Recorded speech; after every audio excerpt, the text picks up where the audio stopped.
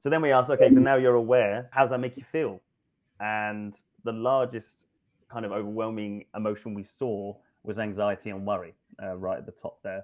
And this mostly being driven by those older consumers, not just those over 56, although they did drive it quite high, but also those 41 to 56 that we just saw were actually quite aware they're already using it. So just because you have awareness potentially that the AI tools are in place doesn't necessarily mean that you're confident or less skeptical or even less scared about the fact that those things are happening, which I thought was quite interesting. But outside of that kind of anxiety and worry, the rest of the emotions were fairly positive. So, feeling comfortable, good, happy, informed, impressed, even curious to learn more.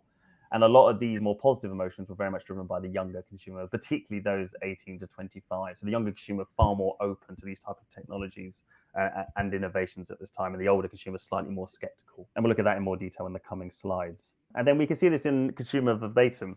So we can see what they're thinking in their own words. So you have some younger consumers here on the left and some slightly older consumers on the right here. And in terms of what they're saying, they did recognize that AI was making their lives a lot easier. So they recognized a lot of innovations and efficiencies that made their lives a lot simpler.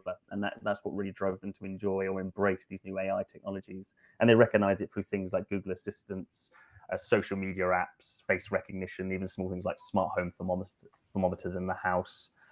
Some even feeling that they feel their kind of personal information was safer due to the fact that it had been looked after by AI rather than a human. Whereas you look at the older consumers on the right here, you have a lot more negative language. I feel violated. I feel like I'm being listened to. I feel like I'm being observed all the time. Potentially it was spiraling that AI was all around them and there's not much they could do to intervene with that. Some people expressing concern around the more, I guess, sensitive areas of their lives like banking apps and their finances and whether that could potentially have any knock-on effects down the line. And we'll look into that in more detail in the coming slides as well.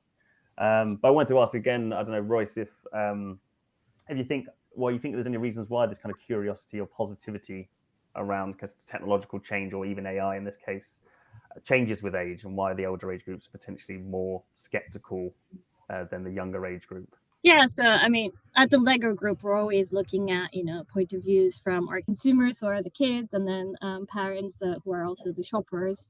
So yeah, naturally, we see kids being very, very curious. They're constantly exploring their surrounding, asking questions, trying to make sense of the world around them. But we don't see the same for parents and adults. So research is showing that they don't have the luxury of time to be as curious anymore. So they're a lot more focused on their immediate needs, concerns, and getting things done. Or they might also be set in their way of doing things. So might have developed certain beliefs or assumptions about the world. So they might be a little more resistant to new ideas. And I mean, there could be many reasons why curiosity is hindered, like societal pressures or insecurities. But we always talk about this at the Lego group, and I want to say it's so important to be curious and try to learn something new every day.